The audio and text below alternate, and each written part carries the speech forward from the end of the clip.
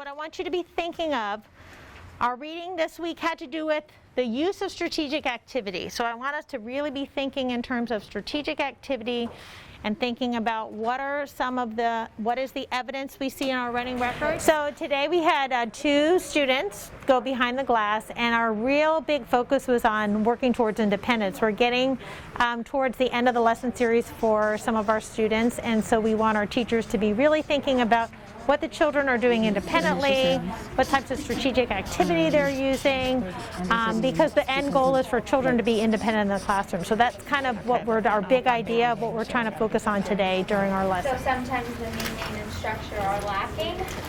So first thing we saw was a data discussion we made. We were going over some of the artifacts of data from the individual students we were going to see, and having the teachers kind of hypothesize what they thought was they were going to see the child do, or what types of strategic activity they, based on the data and the evidence that they were going to see, and kind of make some predictions about what we thought we would see the child be doing independently, and then actually observing in real time what was happening with those children. Okay, you ready?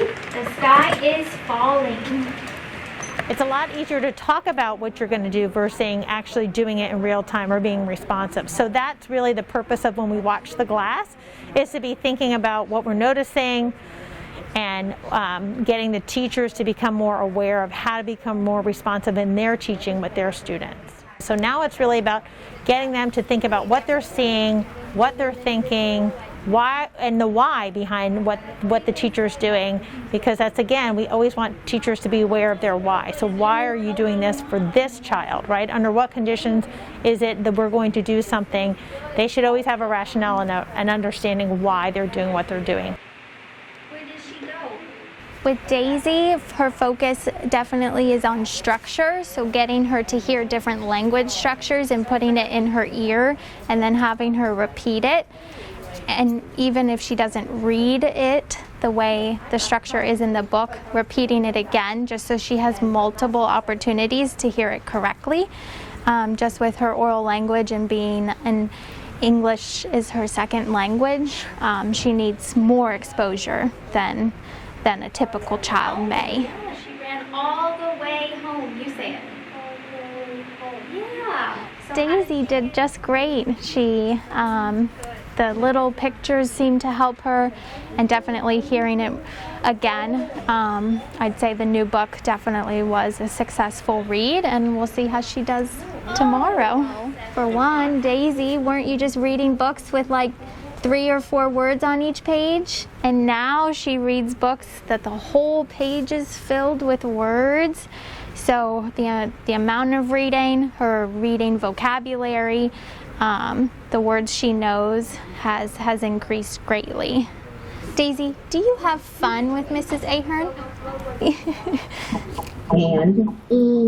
Well, I think really without experiencing reading recovery, sometimes people don't really have an idea of what goes into the work that our teachers do. And so getting to really see up close and personal a lesson that's planned for, from beginning to end by that teacher. It's very individualized for each and every child.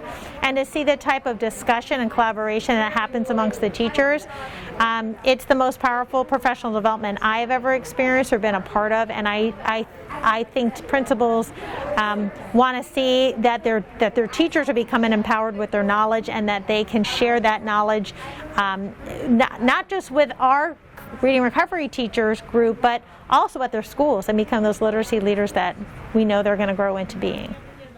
For the sake of our scholars, I really appreciate immensely the depth teachers get to go in, how specific they can be on identifying specific skills and strategies, and having a plan for that. And I saw last year, in the first year we had 2 teachers onboarding, just the growth from the children, the growth from the teachers, and seeing the data, it started to speak for itself. So it's exciting that we got the opportunity to actually have a third person go through this, and also now with Ms. Mont, who I know previously from my previous school. I know she's also a master with guided reading, so there's lots of benefits that come from this in terms of both the one-on-one piece and then also just the depth of reading methods that we get to really develop at our school. So one of the things that I truly like about Reading Recovery is just the amount of intensive support when they are able to work one-to-one with each scholar that's in the program. So what I saw today was two things. I saw our scholars really self-correcting themselves, but also self-monitoring as they read, and also being able to apply those strategies that they're learning in their own reading when they're reading independently, whether that's in the classroom or also whether it's at home. Since during this short amount of time, I've seen some of the scholars who are in reading recovery, I've seen their confidence build, just their love and their passion for reading. Now that they are able to apply some of the strategies, their confidence has gone tremendously up, and they want to be able to read.